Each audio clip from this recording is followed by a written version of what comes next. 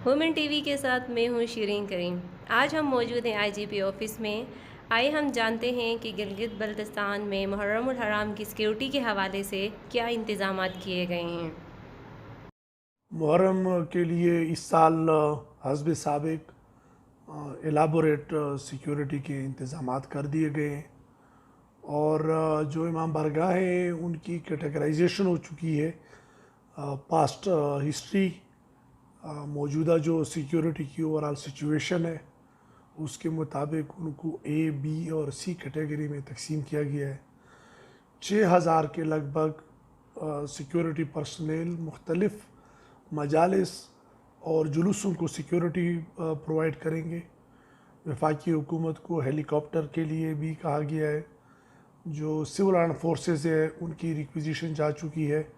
हमें civil arm forces भी support करेंगे पुलिस को, और पाकिस्तान आर्मी भी बैकअप में तैयार होगी। मेन जो एक्टिविटीज़ हैं यहाँ पर मजालिस और जुलूस के हवाले से, तो इस मरतबा जितने भी जुलूस होंगे ख़ासकर गिलगित शहर में, उनको हम पूरी तरह से इनकेप्सुलेट करेंगे। पूरी तरह जिस तरह कैप्सूल सिक्योरिटी हम उनको प्रोवाइड करेंगे। और मुहर्रम में सिक्योरिटी जहाँ लॉ इन्फोर्समेंट एजेंसीज़ ने करनी है, वहाँ पर जो यहाँ के ज़िम्मेदार शहरी हैं, यहाँ के उलमाए किराम हैं, तमाम मकातिब फ़िक्र के, उनका बहुत ज़्यादा एक रोल बनता है।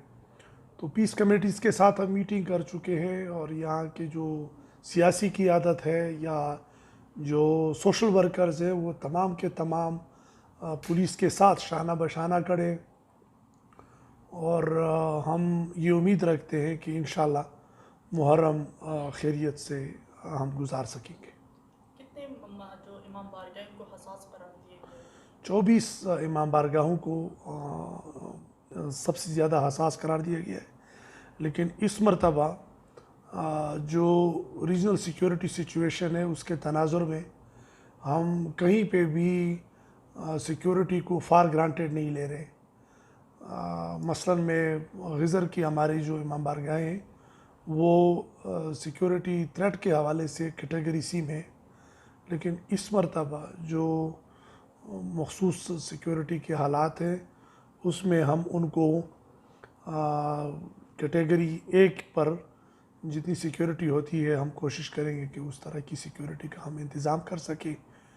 और ओवरऑल जो हमारे चेक पोस्टें हैं ज़िला दियामिर में, गिलगित की बाउंड्री पे स्कर्दू साइड पर, उनको बहुत ज़्यादा एक्टिवेट कर दिया गया है और जो लोग आ रहे हैं उनकी प्रॉपर चेकिंग हो रही है। अच्छा, तो मुहर्रम में भी टूरिस्ट वगैरह आएंगे? टूरिस्ट वैसे भी कम हो जाते हैं। 10 मुहर्रम को तो KKH फॉर्मली बंद होता है, उस पर तो कोई मूवमेंट भी नहीं होती। मुहर्रम के दौरान टूरिस्ट कम हो जाते हैं या ना होने के बराबर होते हैं। लेकिन इसके साथ साथ हमारे ऊपर इस मरतबा जो एडिशनल एक्टिविटीज़ है वो 14 अगस्त का दिन भी है और वो हमारा यौम आज़ादी है। तो मुहर्रम की सेंसिटिविटीज़ को मद्देनज़र रखते हुए 14 अगस्त को भी मनाया जाएगा, और इस तरीके से कि उससे किसी के जज्बात मजरूह ना हो।